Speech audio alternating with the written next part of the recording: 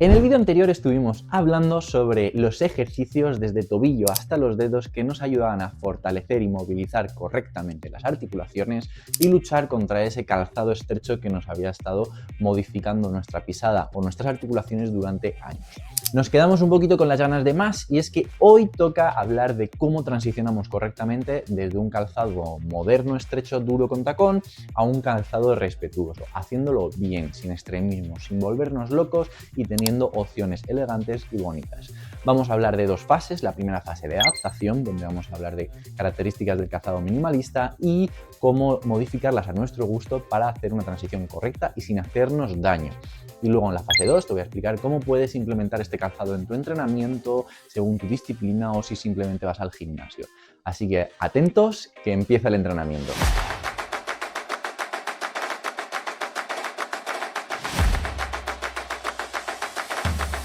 Y ahora sí, por fin, lo que muchos estabais esperando es cómo realizar la transición al calzado respetuoso. Y aquí tenemos que tener en cuenta 3 puntos esenciales. El primero de todo es no irse a los extremos. Seguramente, si vienes del culto barefoot, puede que algunas cosas que he dicho en este vídeo, como el no usar separadores de dedos, te choque, porque va en contra de los influencers que tú has escuchado. Muchas veces cuando entras muy en el hoyo de ciertas tendencias, se dicen cosas como verdaderas que no tienen por qué serlo. Hay gente que vende productos que les conviene que tú creas que son necesarios, cuando a lo mejor no son necesarios. Igual tampoco podemos irnos al otro extremo, de decir esto es una churrada, esto del calzado barefoot no sirve para nada, porque no es así. Tenemos podólogos en España muy profesionales, muy importantes, y en todo el mundo también, a nivel internacional, que recomiendan este tipo de calzado, por supuesto, supervisado o haciendo las cosas bien. Punto 2. Tenemos que hacer cambios con paciencia y progresivos. Ten en cuenta que el cambio de calzado es un estímulo de entrenamiento. Es un estrés físico al que tus tejidos te tienen que adaptar. Entonces, si tú haces un cambio brusco, por ejemplo, estás sentado en el sofá y mañana sales a correr media maratón, pues te vas a hacer mucho daño. Te vas a destrozar tus pies, tus rodillas, tu espalda, todo. Es igual que si llevas mucho tiempo con un calzado estrecho, tacón, y de repente pasas agresivamente a un calzado minimalista, ancho, con poca suela. Pues te vas a reventar el pie, ¿vale? Tenemos que hacer cambios adaptados y progresivos, porque esto también es un estímulo de entrenamiento. Y el tercer punto y más importante que tenemos que tener en cuenta, la economía y la actividad que desempeña cada zapato. Si tú haces carrera o haces escalada, no tienes que tener en cuenta las mismas características de tu zapato. A veces se vende que el barefoot es para todo, pero no es verdad. Es para el día a día, para andar y para algunos estímulos de entrenamiento dependiendo del tipo de zapato que sea, que es lo que explicaremos ahora. Eso por un lado, y sobre todo la economía. No me vas a ver nunca deciros que os gastéis más de 100 euros en un calzado barefoot. No. Sin duda tenemos muchas opciones muy buenas de marcas muy decentes que nos ofrecen calzado respetuoso a un precio muy asequible, por debajo incluso de 50 euros, 60, depende del tipo de estilo que quieras. Y yo soy muy partidario de la economía, que sea algo cómodo para el bolsillo y para el pie. Así que con eso dicho, vamos a tener en cuenta 4 características principales de los calzados barefoot, y de esas 4 características te voy a explicar cada una de ellas cuál ir transicionando según el tipo de calzado, y os pongo las opciones de calzado. Lo primero que tienes que entender para comprar tu zapato respetuoso de manera correcta es 4 claves principales de este tipo de zapato. La horma ancha, 1. 2. La deformación de la suela. Bien. 3. El grosor de la suela. Y 4. El drop, que es la diferencia que hay entre la altura del talón, de la suela del talón, y la de la parte del antepié. Es decir, si tiene más grosor o más altura de aquí que de delante, pues tiene X de drop, ¿vale? Según la diferencia. Con esos 4 parámetros vamos a ver qué zapatos elegir de manera correcta. Vamos a tener en cuenta para nuestros primeros zapatos que tengan algo más de grosor de suela de los habituales. Porque si comparamos este con este, lo que vas a notar es que la suela de este zapato es mayor que la de este zapato. Además, este zapato es mucho más deformable, tiene una suela obviamente más fina. ¿Y qué va a suponer eso? Que el impacto a la hora de andar va a ser mayor.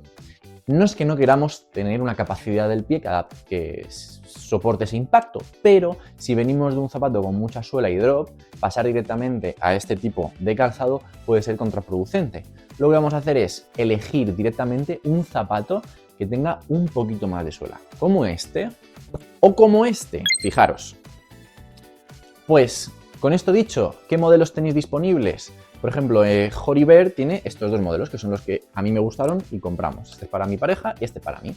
Además, tienen cierta elegancia, son estéticos, pueden combinar con mucha ropa. Por lo tanto, la mayoría de vosotros vais a poder utilizarlos para el trabajo, para el día a día. Pasear, ir a comprar y todo esto. Si vuestra etiqueta de ropa en el trabajo es muy alta, pues quizá necesitéis otro tipo de calzado. Por ejemplo, hay en estas mismas páginas, Saguaro y Horiber, hay otro tipo de zapatos un poquito más elegantes, casi como que tiene ese aspecto de cuero artificial, que pueden encajar mejor con cierto tipo de contextos. Estas mismas zapatillas también tienen una gama de deportivos, por lo que también podéis echarle un ojo, que es interesante. Si aún así, después de probar estas zapatillas con algo más de suela, necesitáis sentir más protección, yo os recomiendo, yo las uso en este caso para este tipo de zapatillas, una suela extra. Una suela simple, de Amazon o en este caso de Decathlon, de caminar o correr, ya que tiene apoyos en talón y en antepié. Yo cojo una talla bastante superior, una o dos tallas superior a la que yo suelo usar, porque así tengo margen para cortarlo de manera ancha, ya que normalmente este tipo de plantillas no tienen la forma de calzado minimalista con la horma ancha, por lo tanto tienes que tener un poquito de margen para recortar de sobra. La segunda característica, el drop, es decir, el talón un poquito más alto que el antepié. Esto puede ser útil para reducir el estrés que soportas en la fase plantar, gemelo, sóleo y demás. Pues lo mismo que he dicho antes, normalmente las zapatillas minimalistas no tienen drop, pero puedes comprar tranquilamente una talonera en cualquier tienda, Amazon, Decathlon o cualquier tienda de calzado, intentar que sea no muy gorda, no sea demasiado alta, porque a partir de ciertos centímetros empieza a transicionar mucho el peso hacia adelante, por lo tanto ya cambia demasiado la pisada, pero nada, si con que tenga a lo mejor 1 centímetro, ya sería bastante, vas a notarlo enseguida, vas a notar mejor apoyo, mejor sensación de cobertura y vamos a quitar un poquito de estrés de esa parte de antepié, ¿vale? Pues con esto dicho, tienes ya las dos adaptaciones principales que vamos a hacer, que es tener seguro de que tienes un grosor de la suela suficiente y si tienes algún problema estilo fascitis plantar, acortamiento de tendón de Aquiles, etcétera, puedes empezar con esa talonera para luego ir quitándola, ¿vale? Importante, generar cambios que te lleven a mejor.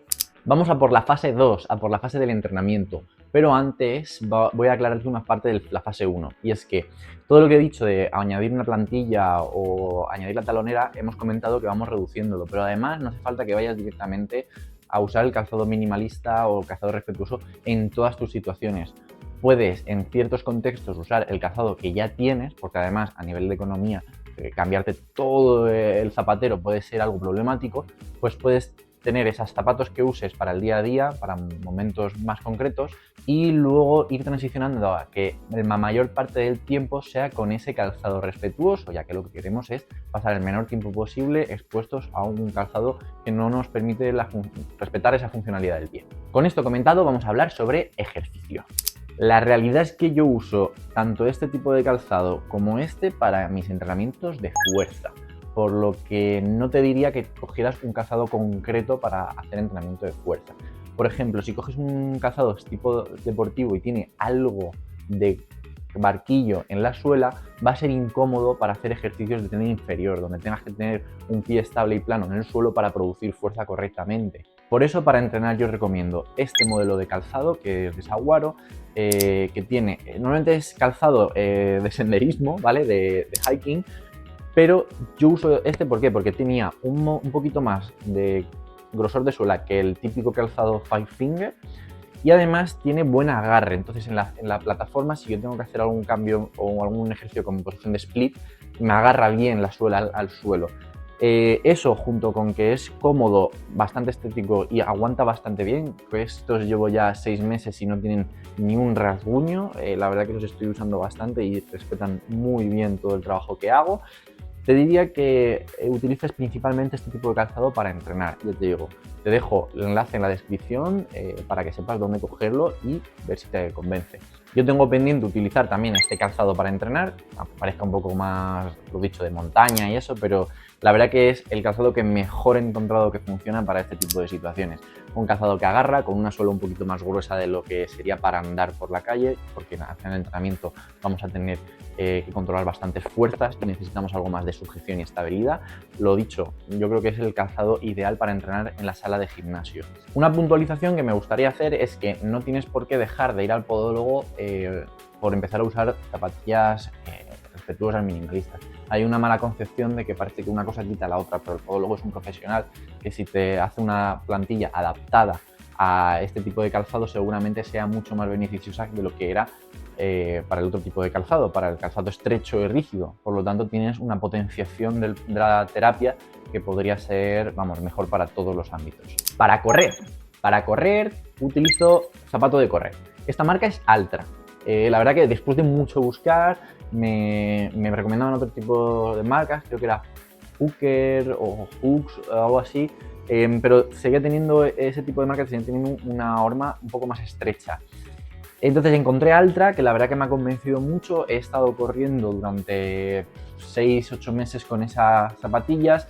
Sí que es verdad que después de ese tiempo ya empiezan a estar un poquito más desgastadas, quizá han perdido propiedades físicas de lo que es el material, pero para mí sinceramente han sido una salvación, porque para mí correr sí que era muy importante tener la horma ancha y lo noté mucho al hacer el cambio. Mucha libertad, mucha capacidad de tener una pisada más cómoda, más larga, más ágil y por supuesto no tener molestias de ese apretón que tienes en una horma estrecha. Este es el deportivo de mi pareja, son el modelo Rivera 4, como verás tiene un grosor de la suela bastante interesante y no tiene drop, es decir, que el talón y el antepié tienen el mismo grosor. Esto quizá puede ser detrimental para el rendimiento de algunos corredores. ¿Qué puedes hacer? Pues lo que te he dicho antes. Vas al podólogo, si tienes un podólogo de confianza o necesitas plantillas, pues ya sabes que te tiene que hacer un poquito de drop para las zapatillas de carrera porque eso te va a permitir correr mejor. Si no, pues nada, prueba con una talonera. No sé si funcionaría muy bien en esta zapatilla de correr, yo no la uso, lo cual me hace tener un tipo de carrera con técnica, un tipo de técnica de carrera que me estresa más a nivel de gemelos, ¿vale? Porque tengo un vector un poquito más vertical. Pero bueno, es lo que yo he elegido, me ha adaptado bien y puedo hacerlo. Este tipo de zapatillas suelen costar un poquito más que el calzado solo de vestir. De hecho, lo que te he comentado antes, los calzados anteriores, no pasan de los 60 euros, 45, 50 como mucho. Por lo tanto, te los recomiendo bastante. Ya lo he dicho antes, que no os voy a recomendar calzados muy caros. No creo que merezcan la pena, creo que es más por sacar un lucro económico que por ayudarte a tener un calzado cómodo, y tengo compañeros que han comprado marcas famosas de más de 100 euros que apenas les han durado 1 año y medio, y yo creo que para gastarme ese dinero preferiría que me duraran por lo menos 4 o 5 años. Para eso me compro una zapatilla de esos 60, 70, con muchos 60 euros, que me dura 1 año o lo mismo, 1 año y medio, las quemo y luego puedo elegir otro tipo de calzado. Estas, por ejemplo, de correr, cuestan un poquito más. A mí me costaron 86, las que yo tengo, que eran Rivera 3. Ahora el modelo siguiente sí que ya está rondando por los 100 euros. Pero bueno, zapatillas de correr, si quieres algo decente, no creo que baje de los 70-80. Así que bueno, en este caso no hay mucho mercado, por lo tanto el precio es el que es y puede que no se ajuste ahora mismo a tu bolsillo, pero te recomiendo ahorrar porque se disfruta mucho de correr con este tipo de zapatillas si te molesta correr con una horma estrecha. Para saltar también recomiendo este tipo de calzado, ya sea el otro con grosor ancho de suela, este o esto.